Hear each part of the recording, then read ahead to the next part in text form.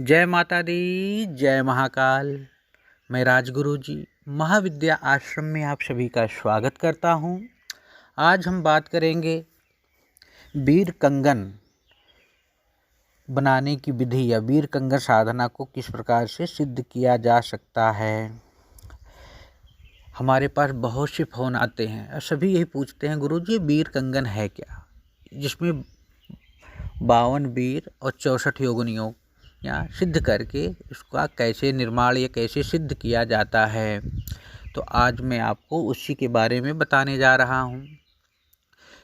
हिंदू धार्मिक परंपरा में एक और जहाँ देव, नाग, गंधर्व, अप्सरा, सिद्ध, यक्ष, यक्षिणी, भैरव, भैरवी आदि सकारात्मक शक्तियों की बात कही गई है, तो वहीं दैत्य, दानव, राक्षस, पिशाच, पिशाचिनी, भूत, बैताल जैसी नकारात्मक शक्तियों की साधनाएं भी की जाती हैं।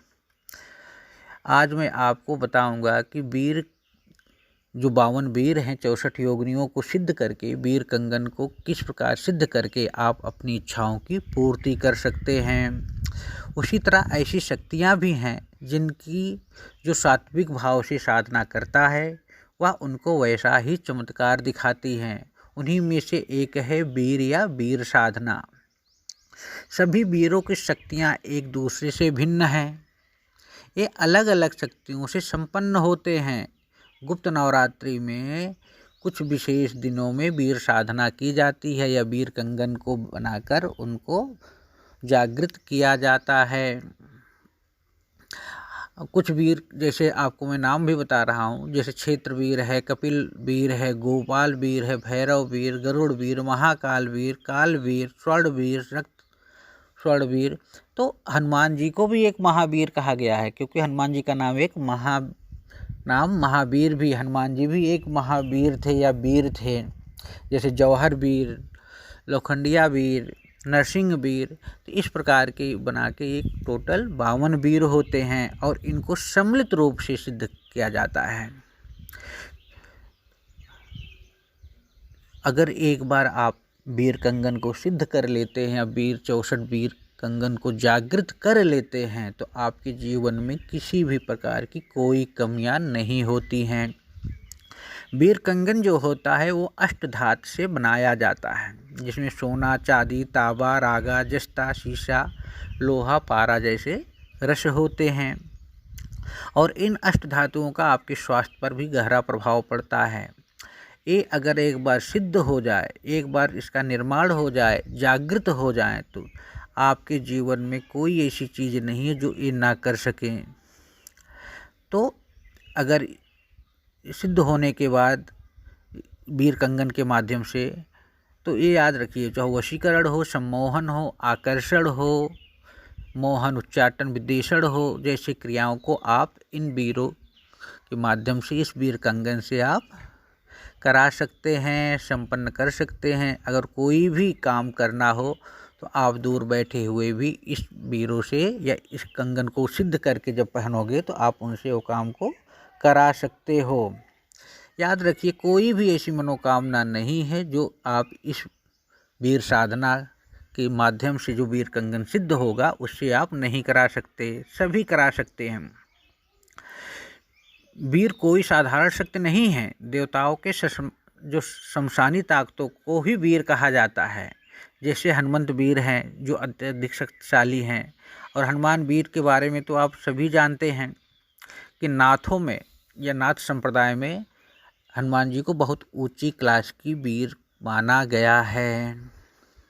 तो इसलिए अगर बीर कंगन का निर्माण कैसे किया जाए, बीर कंगन का निर्माण थोड़ा कठिन है लेकिन सामान्य भी है।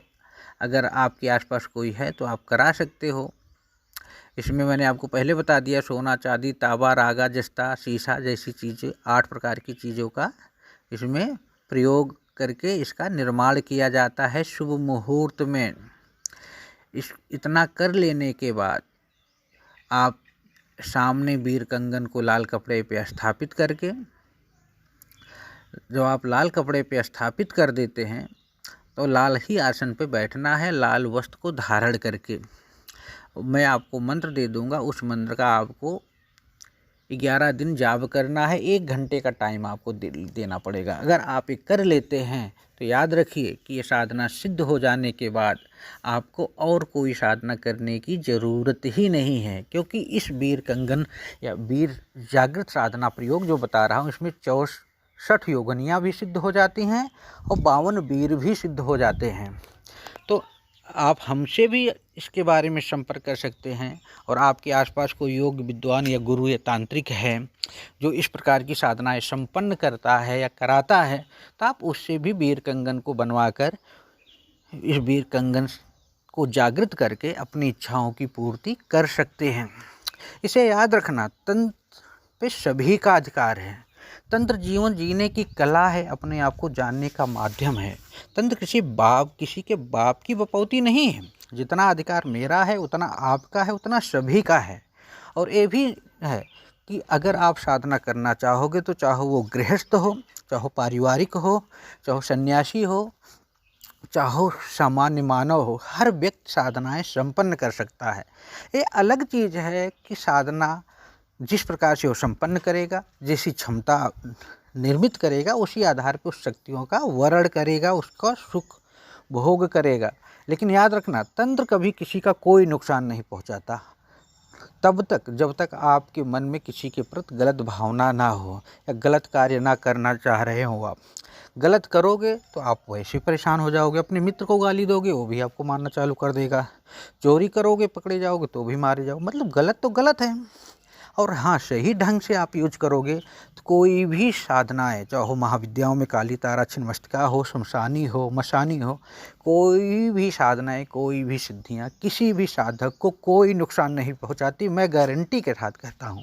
अगर कोई ये कहता है, आप मुझसे बात करा सकते हैं, मुझसे साक्षात्कार करा सकते हैं और मैं सिद्ध कर दूंगा कोई भी इस ब्रह्मांड में शक्ति, चाहे गलत शक्ति हो, शमशानी मशानी हो या तो हो सात्विक हो, कोई भी साधक को गलत नुकसान नहीं पहुंचाती तब तक जब तक आपके विचार, आपकी भावना ना गलत हो।